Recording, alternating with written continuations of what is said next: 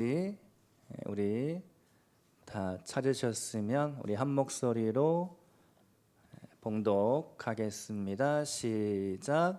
예수께서 무리가 자기를 에워싸는 것을 보시고 건너편으로 가기를 명하시니라. 한 서기관이 나와 예수께 아뢰되 선생님이여 어디로 가시든지 저는 따르리이다. 예수께서 이르시되 여우도 굴이 있고 공중의 새도 거처가 있을 때 인자는 머리 둘 곳이 없다 하시더라. 여자 중에 또 한 사람이 이르되 주여 내가 먼저 가서 내 아버지를 장사하게 허락하옵소서. 예수께서 이르시되 죽은 자들이 그들의 죽은 자들을 장사하게 하고 너는 나를 따르라 하시니라. 아멘. 소그룹 전도 전략, 오늘은 5번째 시간으로 라이프 스타일 전도법이라는 제목으로 말씀을 나누겠습니다. 정치인들이 흔히 하는 말이 있습니다. 메시지를 반박할 수 없다면, 처음부터 다시 말씀드리겠습니다. 메시지를 반박할 수 없다면 메신저를 공격해라. 그래서 어떤 강력한 정치인이 등장을 하면 그의 삶을 뒤지죠. 털어서 먼지 안 나는 사람 없다고 해서 그런 일들이 우리 주변에 우리 삶 속에서 많이 벌어지게 됩니다. 오늘 특별히 전도를 라이프 스타일이다라고 한번 제가 생각을 해봤습니다. 전도자로서 여러 가지를 많이 구비하고 배우고 공부해야 되겠지만 가장 우선적이고 중요한 것은 내 삶 그 자체가 아닐까. 나의 존재 그 자체, 나의 삶이 메시지가 되어야 하겠죠. 그래서 어느 누가 나를 털어도 나는 당당하다, 나는 깨끗하다, 하나님 앞에서 정말 당당하고 자신감 있는 삶, 그 삶이 전도자의 삶이 되어야 할 줄로 믿습니다.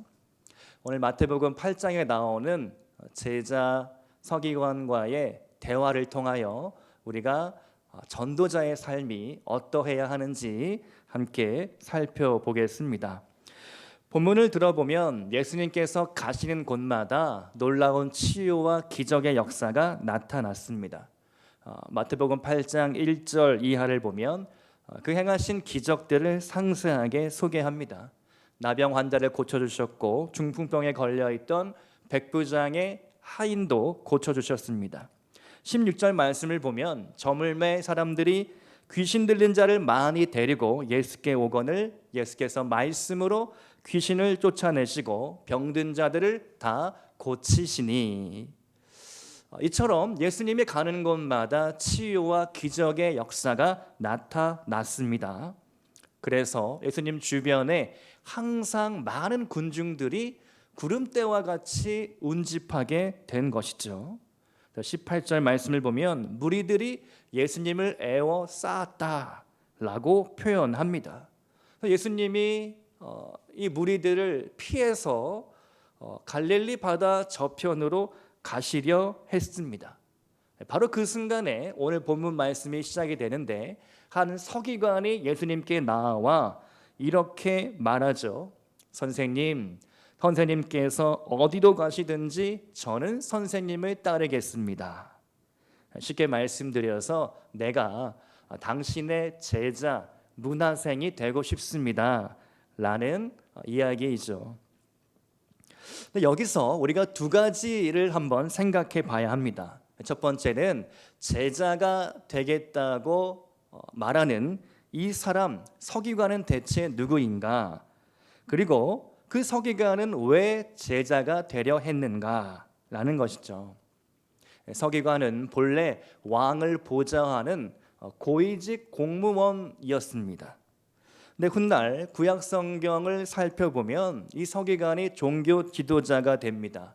특별히 바벨론 포로 시대에 나라가 멸망한 이후에는 율법을 전문적으로 연구하고 기록하는 직책이 서기관이었습니다. 그러니까 서기관은 율법 전문가요, 또 율법을 지키는 사람이었죠.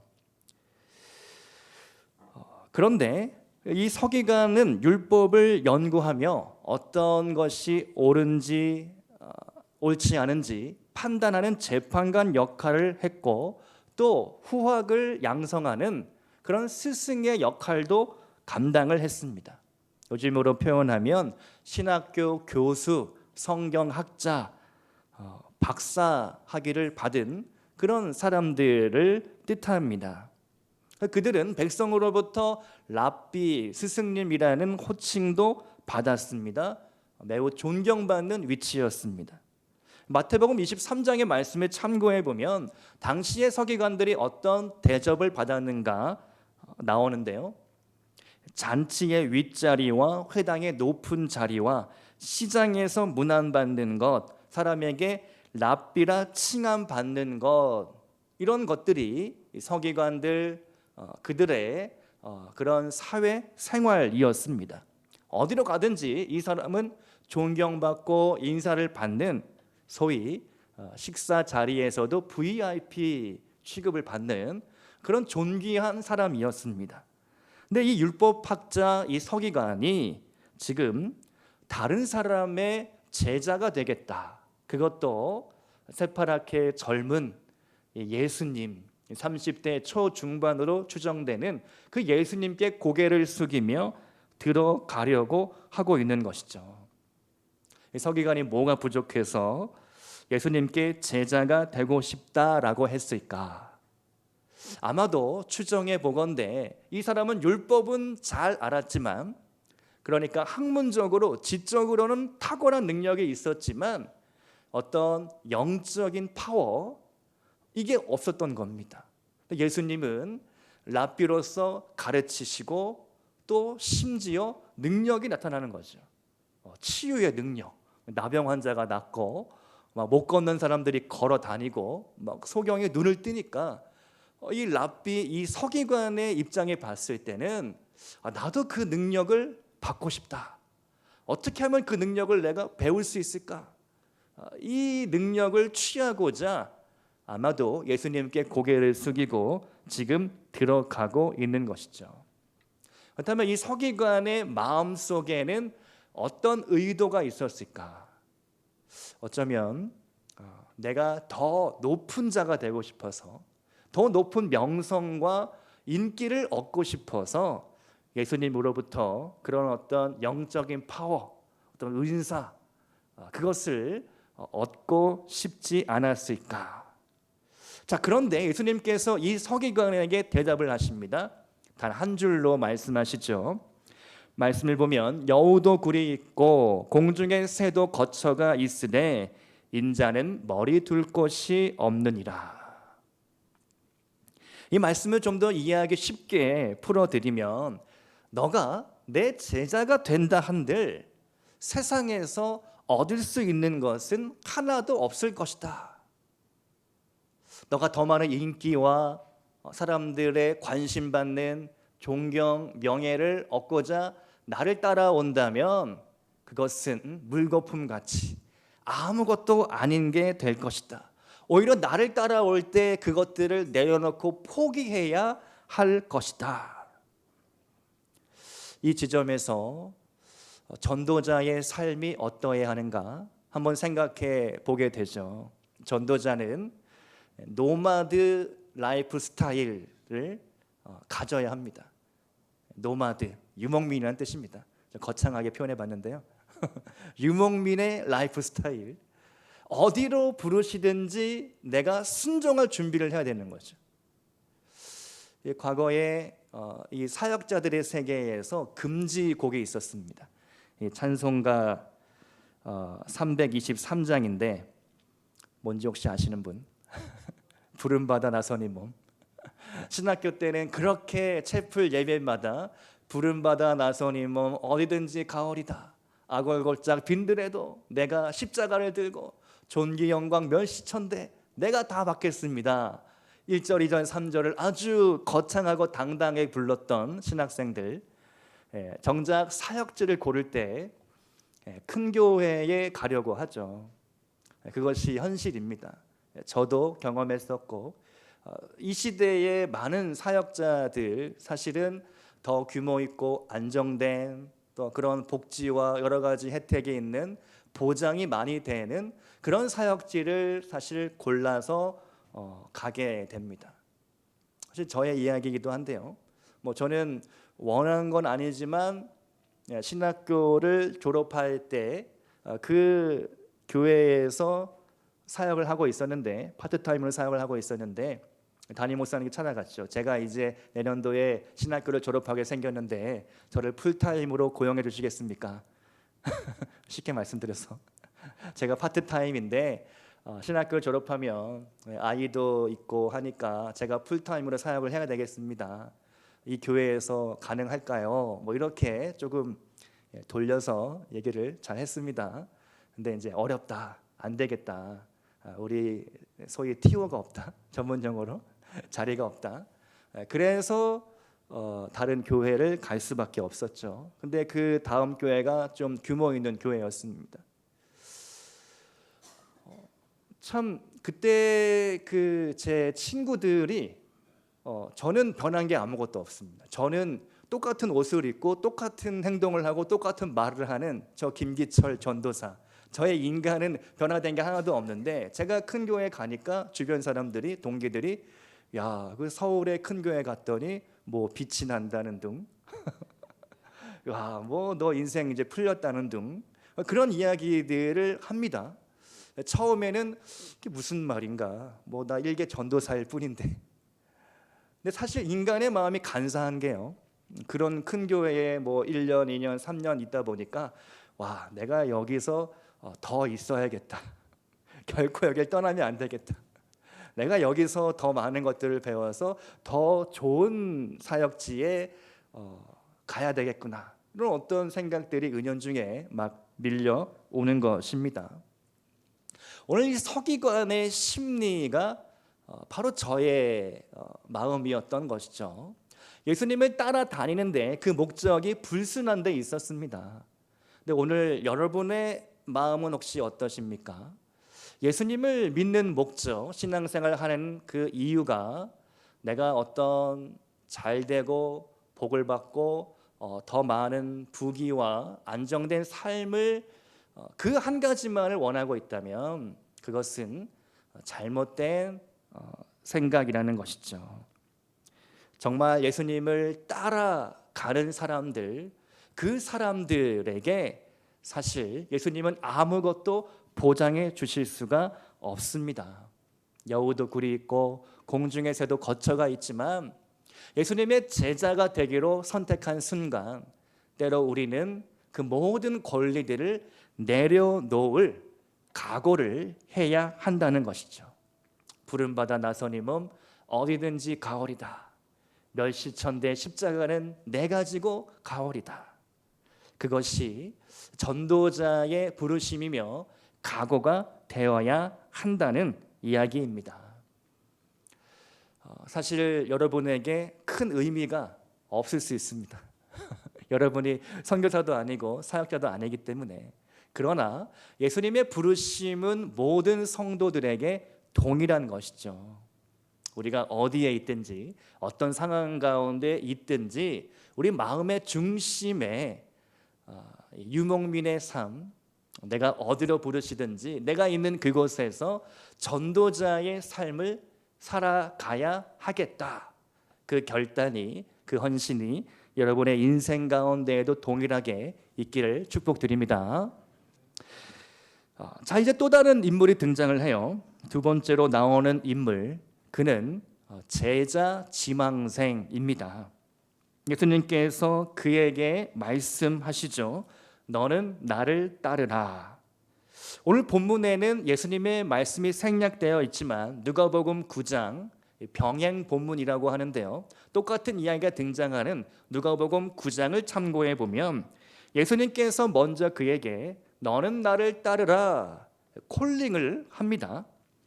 그리고 오늘 본문에서는 그를 제자라고 표현하는데, 그 사람은 예수님으로부터 부르심을 받았거나 스스로 내가 예수님을 따르겠다고 이미 결단한 사람입니다. 이미 사역자가 되기로, 내가 전도자의 삶을 살기로, 거룩한 성도의 삶을 살기로 선교지에 나가서 내가 복음을 전하겠습니다. 이렇게 결단한 인물인 것이죠. 그런데 예수님께서 희한한 말씀을 하시죠. 죽은 자들이 그들의 죽은 자들을 장사하게 한 후에 그리고 너는 나를 따라라. 지금 이 사람의 일상 가운데 어떤 일이 벌어졌습니까? 아버지가 돌아가신 거죠. 아버지의 장례식을 치러야 하니까 예수님, 제가 헌신은 했지만 지금 당장 부친상을 당하였으니 제가 적어도 일주일은 한 달은 제가 이 빈소를 지키며 조문객들을 맞이하며 아들로서의 책임과 의무를 다 해야 하겠습니다. 그리고 나서 제가 기꺼이 주님을 따라가겠습니다. 이렇게 말씀을 드립니다. 예수님이 그 일은 너의 일이 아니다. 지금 당장 나를 따라야 한다. 라고 말씀을 하십니다. 이 말씀을 좀 우리가 잘못 이해하면 큰 오해를 낳게 되죠. 예수님께서 하신 의도는요, 아버지의 장례를 치러야 하느냐 치르지 말아야 하느냐, 이 질문에 있는 것이 아닙니다.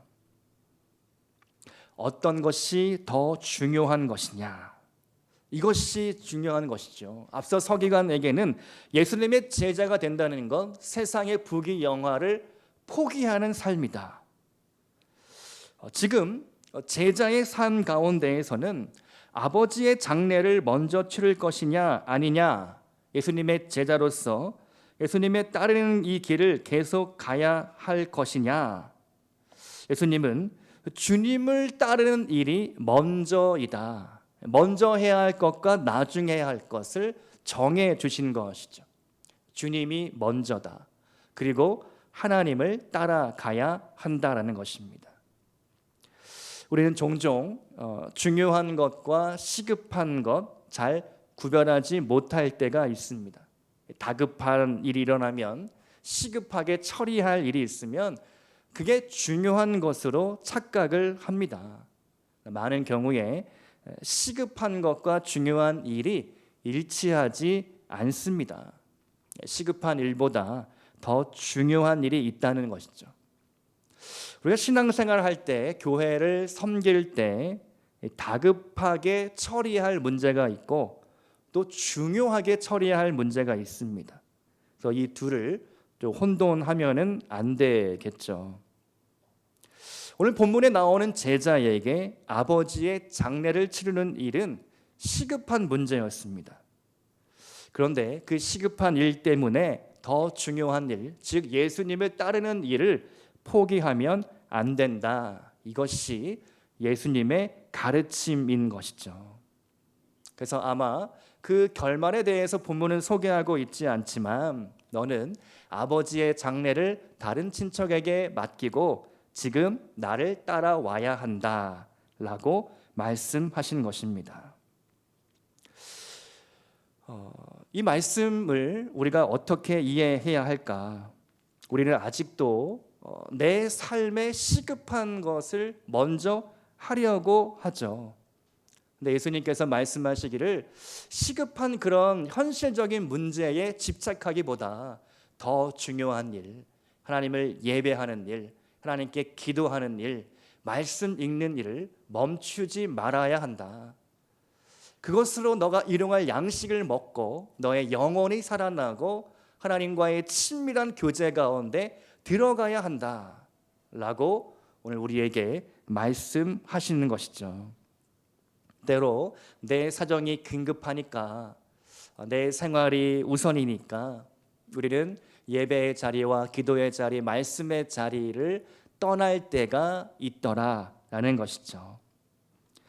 미국 사람들은요, 레이디 퍼스트라는 말을 합니다. 여성을 먼저 양보하고 배려한다는 표현이죠. 우리 신앙에서는 하나님 먼저, God first, 이것이 우리 신앙의 가치관이 되어야 하겠습니다. 19세기 미국 최고의 설교자라 불리는 필립스 브룩스 목사님께서 이렇게 말씀했는데요. 하늘의 것을 먼저 추구하십시오. 그러면 하늘과 땅의 모든 것을 얻을 것입니다. 그러나 한번 땅의 것을 추구해 보십시오. 그러면 하늘과 땅의 것 모두를 잃게 될 것입니다.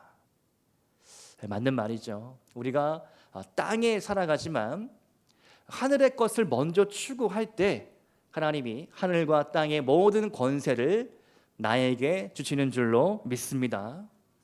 여러분의 신앙에서 무엇이 먼저입니까? 나입니까? 하나님입니까? 하나님의 뜻이 과연 내 삶에 우선하고 있는가? 하나님의 계획이 내 계획보다 먼저인가? 우리가 교회적으로 지금 전도를 열심히 하자 이렇게 제가 계속해서 강조하고 있습니다. 그래서 오늘 오후 시간에도 전도에 관련하여 계속 말씀을 전하고 있습니다. 여러분 어떻게 생각하고 있습니까? 어떻게 느끼시고 있습니까? 네, 잘 따라오고 계십니까? 네, 오늘 설교를 1시간 더 연장하겠습니다. 이래야 조금 반응이 오시는 것 같습니다.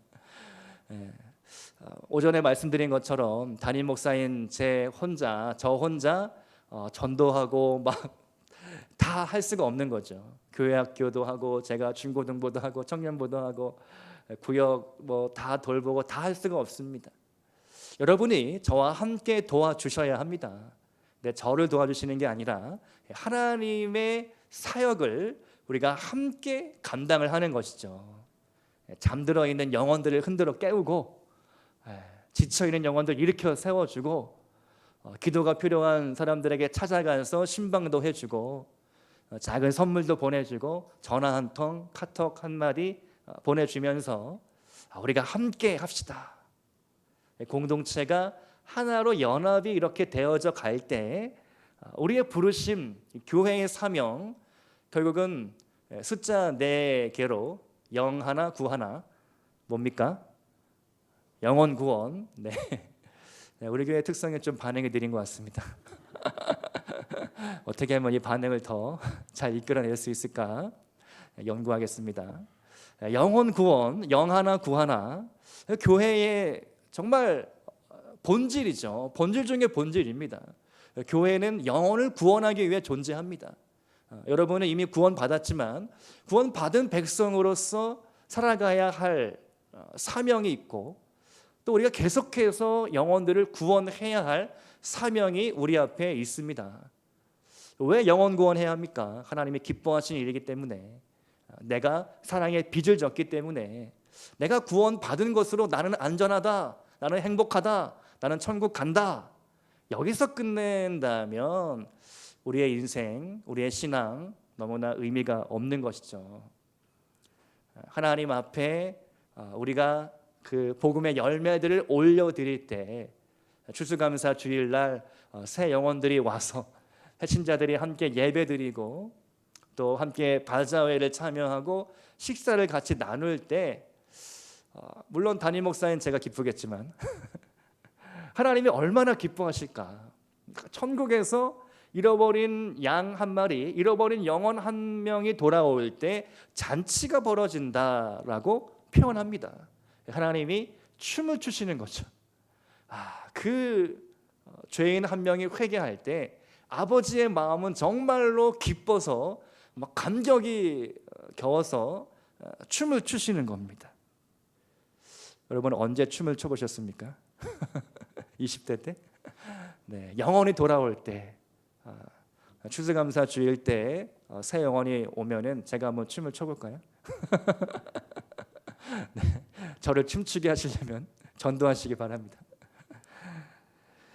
우리 교회가 로스트 미니스트리와 파운드 미니스트리, 로스트 미니스트리는 잃어버린 영혼을 향한 초점입니다. 그래서 전도하고 선교하고 구제를 하는 것이죠. 또 이번에 추수감사주일 바자회의 모든 수익금이 구제 헌금으로 쓰여지는 겁니다. 아프리카 우간다에 있는 정말 어려운 가정들에게 염소 한 마리씩 기부를 하는데 정말 뜻깊은 일이죠. 우리가 아프리카 가본 적도 없고 잘 모르지만 그 땅에 정말 기아와 질병에 고통당하는 백성들에게 살림살이 장만해 주는, 지속적으로 그 염소를 이렇게 받게 되면 뭐 젖도 짜고 해가지고 아이들 교육비나 생활비에 큰 보탬이 된다고 합니다. 그래서 우리가 구제하는 일, 선교하는 일, 전도하는 일, 이것이 우리 교회의 비전이고 꿈입니다. 또 우리는 파운드 미니스트리가 있죠. 우리가 주님 안에 들어왔지만 계속해서 해야 할 일들이 있습니다. 그게 예배, 소그룹, 양육입니다. 또 예배로 부응하는 교회, 또 소그룹에 대하여 정말 우리 소그룹 구역이 어떻게 하면 긴밀하게 연결이 되고 서로의 있는 모습 그대로를 투명하게 공개하며 기도할 수 있을까? 내가 이렇게 이야기해도 될까? 안전한 공동체, 소그룹, 그런 것들을 우리가 꿈꾸고 나아가고 있습니다. 1구역부터 6구역까지 서원하시니까 2, 3, 4, 5구역도 전체 구역이 정말 하나님 앞에 귀한 그런 소그룹 모임으로 우리가 가야 할 것입니다. 또 내년도 준비를 하면서 어떻게 하면 양육을 할 것인가 준비하고 있는데요. 기도하고 있습니다. 예배와 소그룹 양육이 우리 교회에 든든히 새 기둥으로 세워질 때 더욱더 강력한 우리 잠실빛나 교회 공동체가 세워질 줄로 믿습니다. 여러분, 느헤미야 설교를 들으시면서 어떤 생각, 어떤 마음 드시고 있습니까? 느헤미야 설교를 제가 준비하면서 정말 간절한 기도 제목은 우리 교회가 건축이 되는 거죠. 보여지는 지금 교회 건물이 있기 때문에 건축할 필요는 없지만 영적인 의미인 것이죠. 우리의 무너진 어떤 영역들이 있다면 구역 안에 또 교육부서 안에 또 여러 가지 조직 가운데에 틈이 있다면 그것들이 메워지는 것. 그래서 우리가 견고한 성벽이 예루살렘에 올라갔던 것처럼 우리 교회가 물새 틈 없이 하나님 앞에 그런 튼실한 공동체가 되는 것, 그것이 저의 기도 제목이고 계속 기도하고 있는 문제입니다. 여러분, 이 비전 가운데, 사명 가운데 함께해 주시기를 부탁드립니다. 지금 핵심들만 모였기 때문에 핵심적인 이야기를 나누고 있습니다. 할렐루야. 네, 그래서 우리가 하나님 앞에 이 좋은 가을이라는 계절 가운데 내가 드릴 열매가 무엇인가? 새 생명을, 영혼을 하나님께 드리기를 원하고 나의 아름다운 기도가 하나님 앞에 올라가기를 원하고 정말 말씀을 붙들고 이 말씀이 내 인생 가운데 이루어질 것을 믿음으로 나아가기를 원합니다. 오늘 여러분의 라이프 스타일은 어떤 스타일이십니까?